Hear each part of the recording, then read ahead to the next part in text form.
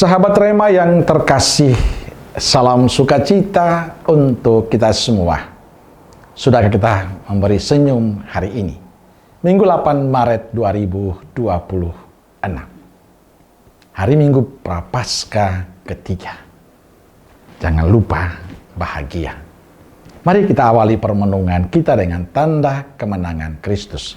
Dalam nama Bapa dan Putra dan Roh Kudus. Amin.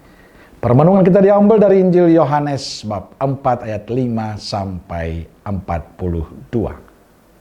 Sahabat Rema yang terkasih, bacaan-bacaan pada hari Minggu Prapaskah ketiga ini menarik. Bicara tentang kasih karunia Allah yang begitu mengagumkan. Dalam bacaan pertama dari kitab Keluaran, bangsa Israel protes terhadap Musa. Mengapa engkau memimpin kami keluar dari Mesir untuk membunuh kami, anak-anak kami, dan ternak kami dengan kehausan? Maka tidak hanya pada Musa, tapi pada Tuhan pun mereka bimbang dan ragu. Apakah Tuhan di tengah-tengah kita atau tidak? Adakah Tuhan bersama dengan kita? Dengan kenyataan ini sebetulnya bangsa Israel tidak mempunyai hak sedikit pun untuk mendapat kasih karunia Allah.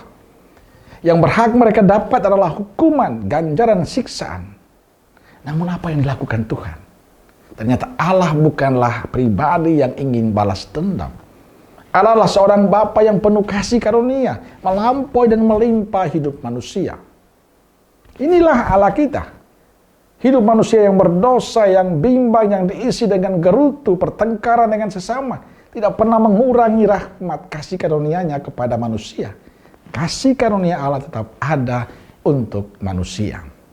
Karena itu kendati bangsa Israel dengan bersungut-sungut minta air, Allah tetap memberi mereka air dari gunung batu. Kendati mereka dengan bersungut-sungut meminta makanan, Allah tetap memberi mereka makan. Allah tetap menurunkan mana di padang belantara. Kendati mereka dengan bersungut-sungut meminta daging, Allah tetap memberi mereka daging. Sungguh kasih karunia Allah tidak dibatasi oleh hidup manusia yang berdosa, yang durhaka, yang bersungut-sungut, yang dipenuhi pertengkaran. Kasih karunia Allah tetap dilimpahkan kepada manusia, tetap ditawarkan kepada manusia. Apa kasih karunia itu berguna atau tidak? Itu tergantung pada keterbukaan hati setiap kita. Dan Injil hari ini menceritakan hal itu. Perempuan Samaria pada awal mulanya tidak mengerti banyak hal. Ia tidak mengerti air yang Tuhan maksudkan. Ia tidak mengerti relasi yang dibuat Tuhan Yesus. Ia boleh bertanya mengapa orang Yahudi minta air pada orang Samaria. Perempuan Samaria itu tidak mengerti bagaimana Yesus bisa memperoleh air itu. Namun walaupun dia tidak mengerti, satu yang menguntungkan adalah keterbukaan hatinya. Perempuan Samaria ini terbuka hatinya.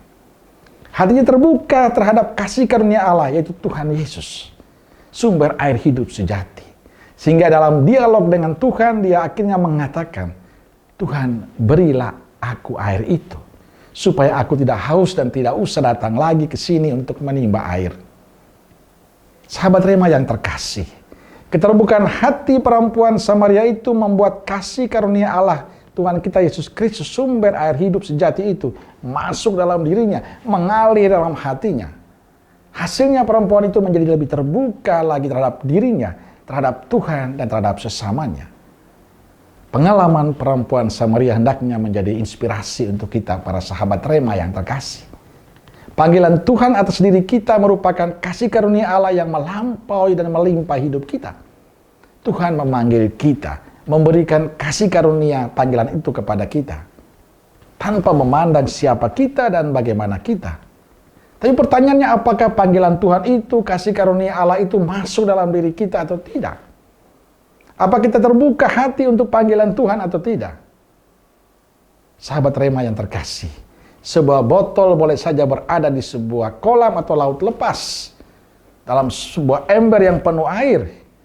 Namun air yang penuh itu tidak akan masuk ke dalam botol itu selama botol itu tertutup rapat. Hanya kalau botol itu terbuka, air penuh di dalam kolam itu atau ember itu akan masuk ke dalamnya. Atau tangan seorang petinju tidak akan berbuat banyak selain untuk tinju saja. Ia tidak bisa memegang giginya sendiri yang jatuh. tidak bisa memegang botol air yang untuk minum selama tangannya masih dibungkus oleh sarung tinju, tertutup oleh sarung itu. Namun kalau terbuka, ia bisa melakukan apa saja. Itulah panggilan Tuhan. Kasih karunia Tuhan atas diri kita. Ia melampaui dan melimpahi kita. Ia penuh atas diri kita dan hidup kita. Namun apakah dia masuk atau tidak, berbuah atau tidak, tergantung pada keterbukaan hati kita.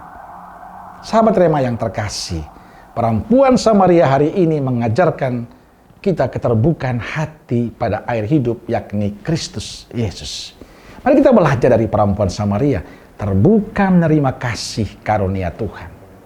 Sehingga sumber air hidup yang sejati itu masuk dalam diri kita, mengalir dalam hati kita, merasuki kita, agar kita semakin mencintai, semakin sayang pada Tuhan.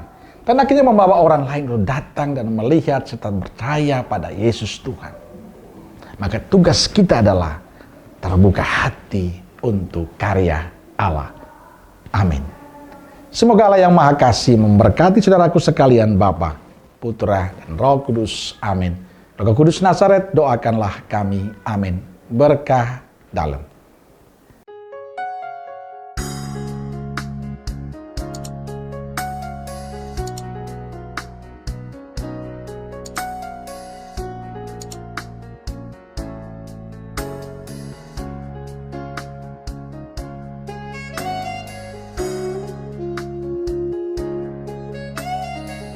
Sahabat Rema, sampai jumpa dalam program berikutnya.